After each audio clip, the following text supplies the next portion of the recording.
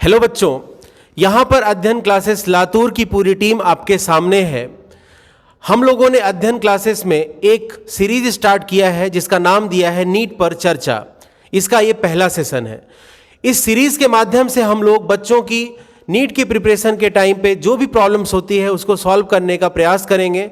और इसका जो तरीका होगा, इसमें हम सभी टीचर्स आपस में क्वेश्चन आंसर के थ्रू आपके प्रॉब्लम्स एड्रेस करेंगे और उनके बेस्ट सोल्यूशन के बारे में बात करेंगे। जो भी यहाँ पर हम लोग डिस्कशन करने वाले हैं उसके पहले एक बार आप हम सबको जान जाएं, वो बहुत ज़रूरी है। मैं विजय सिंह परिहार वीएसपी आप लोगों को केमिस्ट्री पढ़ाने वाला हूँ। इधर बायो की पूरी टीम है। बायो में रेड्डी मैम, ऐश्वर्या मैम और पांडे सर।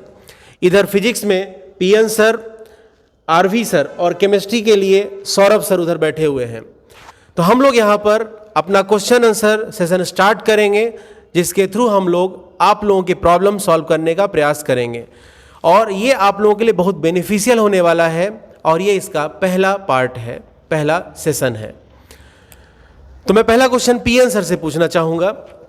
पीएन सर, आप लगभग 14-15 ईयर से फिजिक्स पढ़ा रहे हैं और आपके पढ़ाए हुए बहुत सारे बच्चे मेडिकल कॉलेजेस में हैं और साथ में इंजीनियरिंग कॉलेज में भी बहुत सारे बच्चे गए और बहुत सारे बच्चे एम्स तक गए हैं। लेकिन बीइंग अ केमिस्ट्री टीचर, जब मैं बच्चों से बात करता हूं तो बच्चे बताते हैं कि फिजिक्स टफ जाता है, मेनली बायो बैकग्राउंड के बच्चों के लिए। वो बोलते हैं सर हमको फिजिक्स से डर लगता है, फिजिक्स के क्वेश्चन सॉल्व करने में तकलीफ होती है। तो सर, आपका इतना सालों का पढ़ाने का एक्सपीरियंस है, तो क्या कहता है सर, आपका उसके बारे में क्या सोचना है? क्या ये फोबिया है या वास्तविकता में फिजिक्स इतना टफ है? सर, इसके बारे में थोड़ा आप बच्चों को गाइड करेंगे तो बेहतर रहेगा। Thank you sir. जहाँ तक की बात रही सब्जेक्ट फ़िज़िक्स की, तो जैसा कि सर ने पूछा क्वेश्चन, बहुत ही अच्छा क्वेश्चन पूछा है कि ये बायोलॉजी बैकग्राउंड के जो बच्चे हैं वो बेसिकली फ़िज़िक्स से डरते हैं कहीं ना कहीं। और जितने भी बच्चे बायोलॉजी बैकग्राउंड के देख रहे होंगे इस वीडियो को, वो कहीं ना कहीं इस बात से एडमिट ज़रूर कर रहे होंगे कि हाँ ऐसा है। तो पहली बात मैं ये कहना चाहूँगा कि एक तरह का फ़ोबिया है। ऐसी बात कुछ ट्रुथ नहीं है, इसमें कोई सच्चाई नहीं है। उसकी वजह क्या है, मैं आपको पूरा उसके कारण के साथ में उसको एक्सप्लेन कर देता हूँ कि अगर हम फिज़िक्स सब्जेक्ट की बात करें तो ये बात आप सभी जानते होंगे कि the language of physics is mathematics. Mathematics क्या है? फिज़िक्स की लैंग्वेज है। मतलब फिज़िक्स सब्जेक्ट में हम जो बातचीत करते हैं या जो इक्वेशंस लिखते हैं या फिज़िक्स को डिस्क्राइब करते हैं, वो in the form of equations करते हैं, फॉर्मूला करते हैं। तो कहीं ना कहीं उसमें मैथमेटिक्स यूज़ होती है। कि इसके लिए पूरी मैथमेटिक्स बच्चे ने पढ़ी हुई हो और वो मैथमेटिक्स बैकग्राउंड का हो, ऐसा कोई ज़रूरी नहीं है। इसका एक सीधा सादा सा छोटा सा समाधान है सर, कि जब भी बच्चे को हम फिज़िक्स पढ़ाते हैं तो जो बायोलॉजी बैकग्राउंड का बच्चा होता है उसको हम स्पेशली अलग से क्लासेस देते हैं मैथमेटिकल टूल की। इससे दो काम होते हैं। एक तो बच्चा फिज़िक्स सब्जेक्ट की लैंग्वेज से फैमिलियर हो जाता है, स्टेप बाय स्टेप वो जान जाता है कि हाँ ये चीज़ें हम यूज़ करेंगे थ्रू आउट द फिज़िक्स। और साथ ही साथ उसके माइंड से ये बात भी वॉश आउट हो जाती है कि वो मैथ्स वाले स्टूडेंट से पीछे रह जाएगा या उनसे पीछे है या उसको ये सब्जेक्ट टफ लगने वाला है। फिज़िक्स सब्जेक्ट जो है वो मैथमेटिक्स नहीं है। मैथमेटिक्स केवल उसकी एक लैंग्वेज है। Physics totally entirely depend on the concepts है। फिज़िक्स में कॉन्सेप्ट्स होते हैं और कॉन्सेप्ट्स की जिसको अच्छी समझ हो जाती है एक बार, उसके लिए फिज़िक्स की प्रॉब्लम्स को सॉल्व करना बहुत ही आसान हो जाता है। और साथ ही साथ आपने जैसा कि कहा टफ सब्जेक्ट है, तो यहाँ पर मैं इस बात को काटना चाहूँगा कि टफ तो बिल्कुल ही नहीं है। अगर बच्चे को बेसिक लेवल से अच्छे से कॉन्सेप्ट्स क्लियर हैं, कॉन्सेप्ट की क्लियरिटी है, तो फिज़िक्स उसको बहुत ही आसान लगने वाला है। और फिज़िक्स बहुत ही इंटरेस्टिंग सब्जेक्ट है। थ्रू आउट द लाइफ हम फिज़िक्स को एक्सपीरियंस कर सकते हैं, फील कर सकते हैं। फिज़िक्स की एक एक चीज़ जो है वो आपको विजुलाइज हो सकती है। तो फिज़िक्स के लिए मैं सिर्फ इतना ही कहूँगा कि अगर किसी बच्चे ने फिज़िक्स में कोई इंटरेस्ट डेवलप नहीं हुआ उसका, या उसको फिज़िक्स अच्छी नहीं लगती, तो सिर्फ उसकी एक ही वजह है कि उसको इंटरेस्टिंग टीचर नहीं मिला, उसको पढ़ाने वाले अच्छे लोग नहीं मिले। अदरवाइज फिज़िक्स देखा जाए तो इस पूरे यूनिवर्स का सबसे इंटरेस्टिंग सब्जेक्ट है और बहुत ही आसान है। तो हम लोग बच्चों को ऐसे ही ट्रेन करते हैं, through out the session train करते हैं। और हमारे पढ़ाए हुए काफ़ी बच्चे ऐसे हैं जिन्होंने बहुत अच्छा स्कोर भी किया हुआ है। आज की तारीख में नंबर ऑफ़ डॉक्टर्स हैं बहुत सारे, जैसा कि आपने बताया ही। तो मैं बच्चों से यही कहना चाहूँगा कि अपने माइंड से इस फोबिया को निकाल दें। ये कोरी अफवाह है कि फिज़िक्स टफ है। है ना, और कुछ नहीं है। मतलब आपका जी, कहना जी। है कि फिजिक्स जो है इसका फोबिया अगर आपको निकालना है तो पहले आपको उनको फिजिक्स लैंग्वेज या से फिजिक्स की जो फेमिलियर लैंग्वेज है, जो मैथमेटिकल टूल है, उसको स्पेशली बच्चे को क्या करना पड़ेगा, राइट स्पेशली मतलब कुछ दिन पहले आप मैथमेटिकल टूल को अच्छे से पढ़ना पड़ेगा, जिसको कि हम लोग क्लासेस में पढ़ाते हैं बराबर स्टार्टिंग में। मतलब फिजिक्स से पहले आप बच्चों को फ्रेंडली करेंगे, जी, दोस्ती करवा जी, देंगे जी, फिजिक्स जी, के जी, स्टूडेंट जी, बिल्कुल। एंड देन वो फोबिया तो फोबिया तो देखिए वर्ड ऐसा है, तो फोबिया तो कई तरह के सब्जेक्ट्स के लिए यूज होता है। इवन तो मैंने तो यहाँ तक बच्चों को देखा है कि बच्चों के अंदर बायोलॉजी को लेकर के भी फोबिया होता है कि बायोलॉजी मैं कैसे ध्यान रखूंगा, पूरा का पूरा याद, हाँ मेनली बॉटनी को लेकर के। तो मैम इस बारे में आप का क्या राय है, आप क्या कहना चाहती हैं इस बारे में? इतने सालों का टीचिंग एक्सपीरियंस से मैंने ये देखा है कि बच्चों को कई बार जेनेटिक्स और बायोटेक्नोलॉजी काफ़ी टफ लगती है। रीज़न यही होता है कि काफ़ी कंसेप्चुअल होता है वो पॉइंट, और बेसिकली जेनेटिक्स अगर हम देखें तो मतलब टफ तो नहीं है, लेकिन आप अगर कुछ कंसेप्चुअल टर्म्स उसमें समझ जाए, जैसे क्रोमैटिन क्या है, क्रोमोसोम क्या है, एलील क्या है, राइट क्योंकि मैंने जब अपना बीटेक किया था, मैंने जो भी डीएनए वगैरह एक्सट्रैक्ट करके वो मैंने माइक्रोस्कोप के अंडर से देखा था, और वही चीज़ बच्चों को 3D फॉर्म में इमेजिन करवाना एज अ फैकल्टी भी थोड़ा डिफिकल्ट हो जाता है। बट मैं ये करती हूँ कि क्लास में मैं प्रेफर करती हूँ कि थोड़ा प्रैक्टिकल टूल से सॉल्व करवाना, ताकि बच्चों को इंटरेस्टिंग लगे। दूसरा चीज़ क्या है कि जेनेटिक्स आप जितनी बार रिवाइज करेंगे वो अपना स्ट्रांग होगा आपका। बट रिवीजन करना मतलब बच्चे को लगता है कि पूरा चैप्टर का रिवीजन कर लेंगे, बट क्या होता है टर्मिनोलॉजीज राइट मैम, अगर हम रिवीजन की बात करें जेनेटिक्स का, तो हम पोको टेक्निक फॉलो कर सकते हैं, पेज 1 चैप्टर 1 टेक्निक। इसका क्या मतलब होता है कि बेटा अगर आपको आज जेनेटिक्स अगर मैंने आपको पढ़ाया है, तो आप 1 महीना बाद जाके ये देखो कि आपको उस चीज़ में क्या क्या याद है। जो आपको याद है वो आपको नीट तक याद रहेगा, मरते दम तक याद रहेगा आपको, लेकिन जो आपको याद नहीं है उसको आप एक अलग कॉपी बना के लिखो और बार बार एग्जाम टाइम पे वही रिवीजन करते जाओ आप, है ना। और तीसरी चीज ये है कि जेनेटिक्स में क्वेश्चंस भी बहुत करने होते हैं, emphasis is given on a lot of questions, है ना, क्योंकि आप जितनी बार क्वेश्चन प्रैक्टिस करोगे उतनी बार आप अपना गलती पकड़ पाओगे। क्योंकि बचपन में क्या होता था, जब आप कुछ लिख नहीं पाते थे, मम्मी आपको बार बार मार के वही चीज़ बार बार करके लिखवाती थी, और वो फिर हम एग्जाम में जाके जब जाते थे तो वो चीज़ हम सही करके लिख के आते थे। Lot of revision will enhance your progress in genetics and biotechnology. और जेनेटिक्स अगर समझना है तो आपको साइटोलॉजी भी समझना होगा, जो आपका सेल और बायोमोलिक्यूल्स वाला चैप्टर है।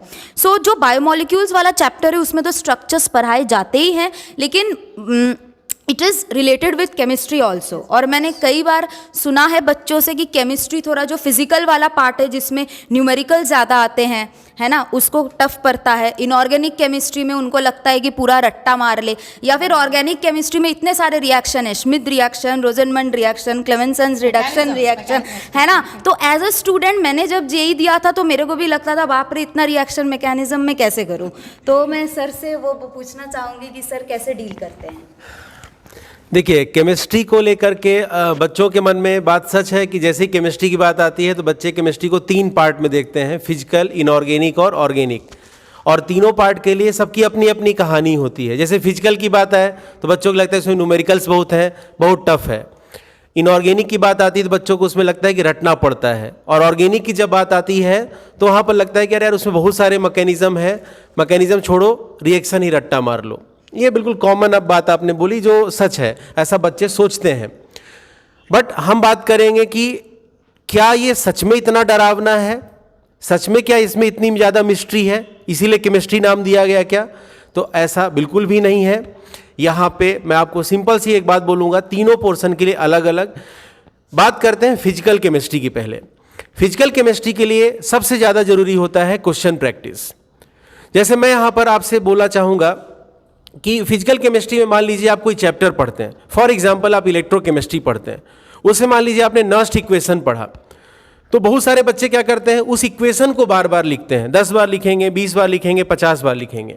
मेरा ऐसा सोचना है और मेरा ऐसा मानना है और ऐसा मैं क्लास में करता भी हूँ और कई सालों से करता आया हूँ कि आप किसी फॉर्मूला को 20 बार 50 बार ना लिखें, जबकि उस पर आप 20 से 50 क्वेश्चन सॉल्व कर लें। जब आप किसी फार्मूला पर बेस्ड इतने ज़्यादा क्वेश्चन सॉल्व कर लेते हैं तो पहली बात तो आपको फार्मूला यूं ही याद हो जाता है, और उससे भी ज़रूरी बात, आप उस फार्मूला को अप्लाई करना सीख जाते हैं। किसी कंसेप्ट को, किसी फार्मूला को, किसी थ्योरी को रटना सोल्यूशन नहीं होता, उसको अप्लाई करना चाहिए, हमको उसको अप्लाई करना आना चाहिए, वही उसका बेस्ट पार्ट होता है, उसको अपने अंदर कॉन्फिडेंस के साथ दिमाग में रखने के लिए। दूसरी बात करें इनऑर्गेनिक केमिस्ट्री की। जैसे इनऑर्गेनिक केमिस्ट्री की जब बात आती है तो बच्चे सोचते हैं कि यार हम इसमें रट लेंगे। कुछ चैप्टर्स जैसे केमिकल बॉन्डिंग है, कोऑर्डिनेशन केमिस्ट्री, वहाँ तक तो बच्चे सोचते हैं कंसेप्चुअल है, और जैसे ब्लॉक्स आते हैं P block, D block, F block, S block, और उसके अलावा मेटलर्जी वगैरह जब आता है तो लगता है इसको तो रट्टा मारना है, जबकि ऐसा बिल्कुल भी नहीं है। मैं इतने सालों से पढ़ाता आ रहा हूँ, उसके बेसिस पे मैं ऐसा कह सकता हूँ कि आप इनऑर्गेनिक केमिस्ट्री की ईच एंड एवरी रिएक्शन को आप अंडरस्टैंड करने का ट्राई करिए। जब अपन कोई रिएक्शन देखते हैं तो उस रिएक्शन में भाई कोई भी रिएजेंट है, ए है, बी है, उनको मिलाया गया, प्रोडक्ट मान लो पी बन रहा है, तो ऐसा नहीं कि यूं ही बन जा रहा है, उसके पीछे कुछ ना कुछ लॉजिक होगा। बिना लॉजिक के कुछ नहीं होता इस दुनिया में। तो अगर ए और बी को मिला करके कोई प्रोडक्ट पी बन रहा है तो ऑब्वियस उसमें कुछ लॉजिक होगा, आप उन लॉजिक्स को सीखिए। जैसे एनसीईआरटी में कोई रिएक्शन लिखा हुआ है, एक लाइन का रिएक्शन है, अगर उसको हम क्लास में पढ़ाने जाएं तो हमारे पास दो अप्रोच होते हैं। एक अप्रोच होता है मैं बोल दूं कि इन दोनों को मिलाएंगे तो ये बनेगा, इसको याद कर लीजिए, या फिर मैं उसको आपको डायरेक्टली प्रिंटेड फॉर्म में दे दूं कि इसको याद कर लीजिए, या फिर एनसीईआरटी में लिखा हुआ है याद कर लीजिए। बट ये शॉर्टकट है, इससे कुछ बच्चे को बेनिफिट नहीं होता। मेरा ऐसा मानना है, जैसे मैं खुद करता हूं ऐसा, कि कोई भी रिएक्शन एनसीईआरटी में लिखा है तो उसके पीछे का लॉजिक क्या है उसको समझिए आप। जब आप उसको समझ जाएंगे तो आपको रिएक्शन इजी लगने लगेगा। हाँ, इसमें टाइम लगता है, टाइम लगेगा, लेकिन वो रिटेंशन बहुत दिनों तक याद रहेगा बच्चों। जैसे बहुत बार बच्चों को लगता है कि सर पी ब्लॉक आप इतने 15-20 लेक्चर क्या पढ़ा रहे हो, लेकिन उसके बाद जब पी ब्लॉक खत्म होता है तो बच्चे ही आके बोलते हैं कि सर वो तो मेरे से ऐसे ही क्वेश्चन बन जाते हैं, रिएक्शन हमें रटना नहीं पड़ा कुछ भी, इसके पहले हमने रट्टा मारा था। तो सीधी सी बात है, कंसेप्ट सीखने में टाइम लगता है। शुरुआत में टाइम लगेगा, लेकिन लास्ट में उनको समझ में आ जाता है कि ये फटाफट अभी हो रहा है। हाँ, बिल्कुल सही बात है। Strong hold on the subject, right. सीधी सी, मैं वही बोल रहा था ना, जैसे कोई रिएक्शन लिखना है तो रिएक्शन लिखने में मुझे 30 सेकंड लगेगा, लेकिन उस रिएक्शन की कहानी समझाने में मुझे 10-15 मिनट लगेंगे। चलिए, मतलब केमिस्ट्री जिसे हम मिस्ट्री मानते थे, सर ने कहा कि ये तो एकदम कहानी जैसी है। और एक और बात, जैसे ऑर्गेनिक केमिस्ट्री है, ऑर्गेनिक केमिस्ट्री को लेकर के बच्चे क्या करते हैं जनरली कि जो रिएक्शन है उसको रट्टा मार लेते हैं। जीओसी तक कंसेप्ट सीखते हैं और जैसे ही रिएक्शंस आते हैं उसको रिएक्शन रट्टा चालू कर देते हैं। आपको हर एक रिएक्शन के बारे में कुछ ना कुछ लॉजिक निकालना होता है, और बहुत सारे रिएक्शंस हैं जिसके प्रॉपर मैकेनिज्म हमारे सिलेबस में है ही, तो उनके मैकेनिज्म्स हमको पढ़ने होते हैं। जैसे मैं बात करूं ओजोनोलाइसिस का, तो बहुत से लोग ऐसे कुछ ट्रिक्स के थ्रू उसको याद कर लेते हैं, और थोड़ा सा एग्जामिनर ने क्वेश्चन को इधर उधर घुमा दिया या इंटरमीडिएट पूछ लिया तो बच्चे कंफ्यूज हो जाते हैं। ट्रिक्स से थोड़ी देर तक ही याद रह सकते हैं। हाँ, बिल्कुल। मतलब ऑर्गेनिक का सीधा सा है, आप जीओसी पढ़िए और उसका हर एक रिएक्शन को मैकेनिज्म के थ्रू सॉल्व करने का अप्रोच रखिए, तो आपको ऑर्गेनिक केमिस्ट्री बहुत ईजी लगेगी। मतलब मैं बच्चों से ऐसा बोलता हूँ कि इनऑर्गेनिक और ऑर्गेनिक केमिस्ट्री आपको वैसे सॉल्व करना चाहिए जैसे आप बायो सॉल्व करते हो। अगर आपके पास इनऑर्गेनिक और ऑर्गेनिक के 30 क्वेश्चन है तो उसको सॉल्व करने में आपको 15 मिनट ज़्यादा का समय नहीं लगना चाहिए। तो ये बहुत ज़रूरी होता है वहाँ पर मैकेनिज्म पे ध्यान देना, ऑर्गेनिक के पॉइंट ऑफ व्यू से अगर मैं बात करूँ तो। और जैसे इनऑर्गेनिक के लिए बच्चों के मन में परसेप्शन है कि इसको रटना पड़ता है, वो हालांकि गलत है, ऐसा कुछ भी नहीं बच्चों। कंसेप्चुअली हम इनऑर्गेनिक को पढ़ सकते हैं, फील कर सकते हैं। सब जरूरी बात है कि आप इनऑर्गेनिक को भी फील कर सकते हैं। ऐसा ही एक परसेप्शन बॉटनी को लेकर के भी है कि बॉटनी भी रटना है। जैसे मैं बायो में बॉटनी में सुनता हूँ कि बायोडाइवर्सिटी वाला पार्ट है, कुछ ऐसे प्लांट किंगडम, बायोलॉजिकल क्लासिफिकेशन, कुछ चैप्टर्स जो होते हैं वो मेमोराइजिंग ऐसा सोचते हैं बच्चे कि रटना पड़ता है। तो वो मैं पांडे सर से जानना चाहूँगा, क्या ये सच में सर बॉटनी रटना पड़ता है या इसमें भी कुछ कहानी है? Okay, thank you sir. देखिए, सबसे बड़ी बात यह है कि बॉटनी बहुत ही इंटरेस्टिंग सब्जेक्ट है। इसमें रटने की कोई बात ही नहीं है। 10% मान सकते हैं, 10% आपको रटना है, चीज़ें याद करनी है, नोमेनक्लेचर याद करने हैं, आपको साइंटिस्ट का नाम याद करना है, किस सन में कौन सा डिस्कवर हुआ वो आपको ईयर याद रखना है। बट रटने की कोई बात ही नहीं है, पूरी तो कॉन्सेप्ट है उसमें। जैसे अगर मैं बात करूं तो मार्फोलॉजी हो गया, एनाटमी हो गया, तो ये इसमें आप रट सकते हैं। उसमें एनाटमी को भी इंटरेस्टिंग बनाया जा सकता है। तो आपको सबसे पहले चीज़ों को ये देखना पड़ेगा कि आपके अंदर उस चीज़ में इंटरेस्ट आ रहा है कि नहीं। तो बॉटनी को लेकर के बच्चे के मन में ये रहता है कि ये तो रटना है, इसलिए थोड़ा सा उनके मन में कहीं ना कहीं निगेटिविटी आने लगती है बॉटनी को लेकर के, और उतनी इंटरेस्ट के साथ वो नहीं पढ़ पाते हैं।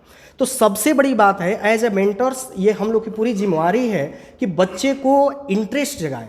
बॉटनी अगर कोई चैप्टर, किसी भी कोई भी चैप्टर हो, तो उसमें सबसे पहले बच्चे इंटरेस्ट के साथ उसमें आगे बढ़ें और पूरी कॉन्सेप्ट क्लियरिटी के साथ। नहीं तो बच्चे मेरे पास आते हैं, कहते हैं कि मैंने तो पूरी एनसीईआरटी को ही रट लिया, पूरी लाइन से हाईलाइट कर लेते हैं, फिर भी उनका सिलेक्शन नहीं हो पाता है। क्यों? क्योंकि वो रटे हैं चीज़ों को, कॉन्सेप्ट को समझे नहीं है, सीखे नहीं हैं। तो जब तक आप किसी चीज़ के सोल के पास नहीं जाइएगा, आत्मा से बातें नहीं कीजिएगा, तब तक तो संभव नहीं है नीट में सिलेक्शन।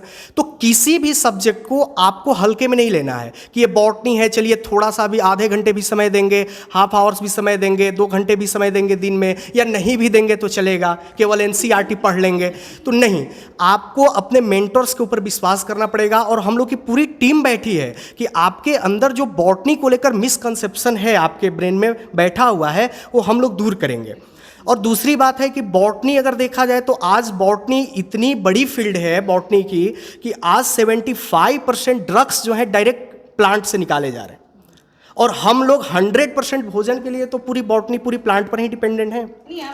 बिल्कुल, लाइफ के लिए पूरी प्लांट पर डिपेंड है। तो इसको कैसे झुठलाया जा सकता है? तो आपको नेचर के साथ इसमें बातें करनी पड़ेगी, आपको इंटरेस्ट जगाना पड़ेगा। और रही बात कि आपको पूरी बायोलॉजी में आउट ऑफ 360 लाने के लिए कॉन्सेप्ट के साथ आगे बढ़ना पड़ेगा। सबसे पहली बात कि आपके ब्रेन में ये हटाना पड़ेगा कि बायो हम रट लेंगे। वैसे भी मैम से मैं जिक्र करना चाहूँगा कि आप इस पर क्या कहती हैं मैम? वैसे बायोलॉजी जैसे कहा गया अभी कि compare to physics and chemistry, बच्चा जो है वो बायोलॉजी में थोड़ा सा कंफर्टेबल फील करता है। स्पेशली जब हम ह्यूमन फिजियोलॉजी की बात करते हैं तो हम लोग उसे रिलेट कर पाते हैं अपनी बॉडी के साथ, राइट।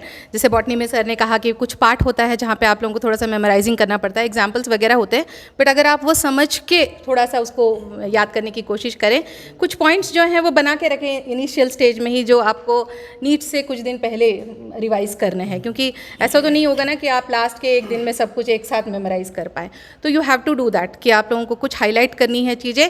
और एनसीईआरटी जैसे कहा कि कई बार बच्चा कहता है कि एनसीईआरटी तो हमने बहुत बार पढ़ा, बट फिर भी हम लोगों की स्कोरिंग जो है वो नहीं आ पा रही है। तो एनसीईआरटी जो है उसे आपको पढ़ते समय ऐसे न्यूज़पेपर के जैसे नहीं पढ़ना है। आई मीन एनसीईआरटी की हर लाइन जो है वो अपने आप में एक बहुत बड़ी बात कहती है, बहुत सारे पॉइंट्स कहती है। तो आपको एनसीईआरटी को बिल्कुल माइक्रो लेवल पे पढ़ना पड़ता है।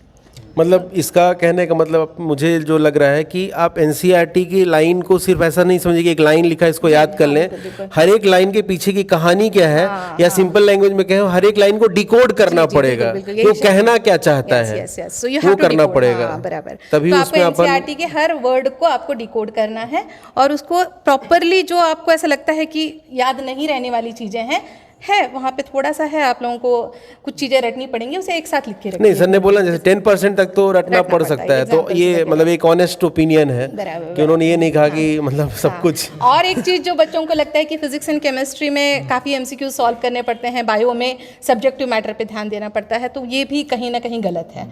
You have to solve as many as MCQs as possible. थोड़ा सा हायर लेवल के एमसीक्यू सॉल्व कीजिए। जैसे कि अभी हम लोग क्लास में जब चैप्टर होता है तो साथ में डीपीपी देते हैं सर, एंड में हम लोग उनको असाइनमेंट देते हैं, फिर बीच बीच में कुछ और उनको ऐसे क्वेश्चंस के क्वेश्चन बैंक दी जाती है। नहीं, क्वेश्चन प्रैक्टिस तो देखा जाए तो मैम सबके लिए जरूरी है, चाहे फिजिक्स हो, चाहे केमिस्ट्री हो, चाहे बॉटनी हो, चाहे जूलॉजी हो, सबको क्वेश्चन प्रैक्टिस करनी चाहिए। बट बच्चा ना बायो के लिए सोचता है कि नहीं हम लोग तो एनसीईआरटी पढ़ लेंगे, बट एनसीईआरटी पढ़ना जरूरी है बायो में, बट मुझे लगता है कि क्वेश्चन प्रैक्टिस तो जरूरी है, क्योंकि उसी से तो परफेक्शन आता है ना हम। और ये तीनों भी सब्जेक्ट्स में मुझे ऐसा लगता है कि अगर बच्चा इन तीनों सब्जेक्ट्स के साथ थोड़ा सा फेमिलियर हो जाए, उनको समझ ले कि नहीं ये तो आसान है, I can do it and I will do it. कहते हैं ना मन की हार हार है, मन की जीत जीत। तो आप मन पहले बना लीजिए स्ट्रॉन्ग कि ये तो आराम से मुझसे हो जाएगा। एक पॉजिटिव एटीट्यूड बच्चों को रखना है, they have to be like happy with the subject, burden नहीं लेना है। तो हंसते खेलते अगर उसको सफिशिएंट टाइम का कहना मेरा ये है कि सर उनको गोल सेट करना चाहिए कि मेरे को आज 8 घंटे बैठना है, 15 घंटे बैठना है, नहीं आज मुझे ये करना है, ये करना है, ये करना है। तो मे भी किसी स्टूडेंट को शायद उसे करने में 10 घंटे लगे हों, किसी को 5 घंटे लगे। क्वालिटी टाइम स्पेंड कीजिए, क्वालिटी वर्क होना चाहिए। तो दैट इज़ व्हाट आई। और एक मतलब कंटिन्यूटी भी होनी चाहिए कि आप अगर अपना एक टाइम टेबल बनाते हो तो उसको स्ट्रिक्टली फॉलो करें। बराबर, और सारे सब्जेक्ट और सारे टॉपिक्स को इक्वल वेटेज देना है, ये चलो हमसे नहीं नहीं हो वो रहा, तो ये- सही बात है। हाँ। इक्वल वेटेज तो हर एक सब्जेक्ट का है, क्योंकि कोई सब्जेक्ट है जो मार्क्स उठाता है तो कोई रैंक उठाता हाँ, है, यही- है ना, और यही। सब मिल करके और- फाइनल एक और अच्छा ये सिलेक्शन बच्चा बनता है। सब कुछ कर भी लेता है, फिजिक्स केमिस्ट्री बायो में भी। तो कई बार ऐसा होता है, बायो के लिए स्पेशली मैंने देखा है कि सब आता है सर बच्चों को बायो में, लेकिन कई बार जब क्वेश्चन देखते हैं तो उन्हें टाइम लग जाता है। सर एक्चुअल में 3 घंटे की जो नीट एग्जाम है वहाँ सारा खेल टाइम का है, तो आपका रिफ्लेक्स काफ़ी मतलब क्विक एक्शंस तो होने चाहिए। इसीलिए तो क्वेश्चन प्रैक्टिस की हाँ, जरूरत है। इसीलिए कि क्वेश्चन देखा, आपके सामने आंसर आ गया। क्वेश्चन तो अगर प्रैक्टिस आप जरूरी कम है। टाइम में बायो सॉल्व कर लेते हैं फाइनली नीट में, जो जिसकी प्रैक्टिस अभी से होनी पड़ेगी, तो आप वही टाइम फिजिक्स और केमिस्ट्री के लिए जस्टिफाई नहीं, बच्चे जैसे फिजिक्स वगैरह में क्वेश्चन सॉल्व करते हैं, जैसे मैं कई बार देखता हूँ कि बच्चे बहुत सारा क्वेश्चन सॉल्व करते हैं और पीएन सर से और आरवी सर से तो क्वेश्चन हमेशा पूछते रहते हैं। आरवी सर को मैंने देखा है सर कि वो बच्चों के साथ काफ़ी फ्रेंडली और आराम से रहते हैं। तो सर मैं आरवी सर से ही एक बार पूछना चाहूँगी कि सर जब बच्चे आपके पास आते हैं तो वो फिज़िक्स की थियोरी या फिज़िक्स के प्रॉब्लम्स इसमें ज़्यादा वरीड किस में रहते हैं, प्लीज़ बताइए। देखिए, जैसे ही बच्चे स्टार्टिंग में एडमिशन लेकर आते हैं, बहुत शुरू में थोड़ा जोश में रहता है कि नहीं इस बार मुझे अच्छा करना है, क्लास भी करता है, और कुछ दिन बाद उसे लगने लगता है कि यार मुझसे नहीं होगा, लगता है। उसका रीज़न होता है कि क्लास में कॉन्सेप्ट समझ रहा होता है, साथ साथ वो घर पे जाकर क्वेश्चन प्रैक्टिस करने लगता है और उनको लगने लगता है कि मैं क्वेश्चन सॉल्व करूंगा, होगा। लेकिन फिजिक्स का ऐसा नेचर है कि स्टार्टिंग में जो बच्चे थोड़ा सा वीक होते हैं उसको क्वेश्चन ही समझ नहीं आता, तो उस केस में वो घर पे 5-10 क्वेश्चन पढ़ते हैं, फिर बोलता है कल करेंगे, फिर कल भी वो ट्राई करता है। ऐसे जब 2-3 दिन करता है फिर लगता है यार रहने दो, अब लगता है नहीं होगा, बायो और केमिस्ट्री में स्कोर करके इसीलिए मैंने कहा कि टारगेट सेट करे वो कि आज इतना करना ही है। फिर वही बच्चा फिजिक्स में मार्क्स नहीं ला के, हो सकता है बायो और केमिस्ट्री में अच्छा स्कोर करके भी रिजल्ट नहीं दे पाता। Overall result. उसके लिए मैं बोलता हूँ बच्चों को पहले आप क्लास अटेंड करो, अच्छे से कॉन्सेप्ट को समझो। यदि आपको कॉन्सेप्ट में दिक्कत आता है तो वो भी कंसर्न टीचर से पूछो। हाँ, तो मैं हूँ ना। यस हाँ, मैं पीएन सर भी काफ़ी सपोर्ट करते हैं। तो काफ़ी बच्चों को यदि लग रहा है कहीं थियरी में थोड़ा सा प्रॉब्लम है, पहले उसको क्लियर करो और अपना एक टारगेट सेट करो कि मुझे दिन भर में कितना क्वेश्चन बनाने हैं सभी सब्जेक्ट के। फिजिक्स का भी टारगेट सेट करो, जितना भी क्वेश्चंस है अब उसको 1 बाय 1 सॉल्व करो। तुमसे सॉल्व नहीं होता है तो कोशिश ये करो कि टीचर के सामने ही सॉल्व करें। टीचर का सामने का मतलब है तुम वहीं आसपास बैठो, 1 बाय 1 पूछते जाओ। अब 1 बाय 1 में क्या होता है, बच्चे को अच्छे से पता होता है कि इस क्वेश्चन में मेरे से क्या दिक्कत हुआ है, कहाँ पे मुझे क्वेश्चन समझ नहीं आ रहा है या मैं कॉन्सेप्ट नहीं समझा हूँ। उस केस में बच्चे को टीचर गाइड भी कर पाता है कि ये क्वेश्चन तुमसे इसलिए नहीं बना क्योंकि तुम ये नहीं जानते हो। कभी मतलब कई बार बच्चों को ये भी बताना पड़ता है कि तुमसे क्वेश्चन क्यों नहीं बन रहा है। हाँ, तो वो बच्चा पहले कोशिश करेगा तो इसे समझ में आएगा ना कि कहाँ डिफिकल्टीज आ रही हैं। और सबसे जो इम्पोर्टेंट है कि बच्चे कंसिस्टेंसी रखें और साथ साथ टीचर के साथ इतना कंफर्टेबल तो वो हो कि वो अपना सभी प्रॉब्लम डिस्कस कर पाए, क्योंकि जब तक टीचर को आप प्रॉब्लम नहीं बताएंगे वो नहीं बता सकता है कि आप उसको सुधारेंगे कैसे। इसलिए मैं हमेशा हमारी कोशिश यही रहती है कि बच्चे जब आए तो मैं उसको डिमोरलाइज करने के बजाय मैं उससे ये पूछता हूँ तुम्हें दिक्कत क्या है, फिर मैं उसे सॉल्व करता हूँ। फिर मैं मन ही मन सोचता हूँ कि बच्चे को कहाँ दिक्कत आया है एक्चुअली में, जहाँ दिक्कत आया उसको कैसे सुधारा जाए, मैं उसके लिए सजेस्ट करता हूँ हमेशा। तो यदि इस प्रकार का एक अपना वो बनाए रहे शेड्यूल कि मैं रोज़ क्वेश्चन करूँगा, रोज़ टीचर से पूछूंगा, टीचर से प्रॉपर कांटेक्ट करके रखूंगा, सारे टीचर से सर मुझे ये दिक्कत है, मुझे वो दिक्कत है, तो रिजल्ट सक्सेसफुली देगा ही देगा, सर्टेनली देगा रिजल्ट। नहीं, रिजल्ट्स तो बिल्कुल आपने बिल्कुल बहुत सही बात कही, आपने कुल मिलाकर के सारी चीज़ें समराइज़ कर दी। लेकिन रिजल्ट में देखा जाए तो केमिस्ट्री का भी बहुत इंपॉर्टेंट रोल रहता है, स्पेशली केमिस्ट्री की अलग अलग ब्रांचेस का भी रोल रहता है। मैंने देखा है कई बार फिजिक्स तो बच्चे कर लेते हैं, कई बार ऐसा होता है कि फिजिक्स बच्चा कर लेता है, बायोलॉजी कर लेता है, तो कहीं ना कहीं वो केमिस्ट्री में लैग कर जाता है। केमिस्ट्री में उसे कई बार ट्रिक्स की ज़रूरत होती है। तो जैसे मैं सौरभ सर से बात करना चाहूँगा इस बारे में कि जैसे ट्रिक्स बेस्ड, जैसे बच्चे को अगर जैसे कुछ टेक्निक्स देनी हो हमें, जैसे कॉन्सेप्ट और क्लियरिटी कि हर चीज़ का रीज़न तो उसे हमने बता दिया बच्चे को, लेकिन जैसे उसे कम टाइम में किसी चीज़ को करना है तो उस पॉइंट की तरफ जैसे कुछ आप बताना चाहेंगे सर? जी सर। देखिए, आप पहले जो चीज़ आपने पहले बोली कि ठीक है कॉन्सेप्ट तो जनरली हम सब देते हैं, और देखा जाए तो पूरा ओवरऑल केमिस्ट्री तो इतना फेवरेट है, इतना कलरफुल है कि आप उसको मतलब अगर बहुत प्यार से और कॉन्सेप्चुअल समझना चाहें तो बहुत आसानी से समझ सकते हैं।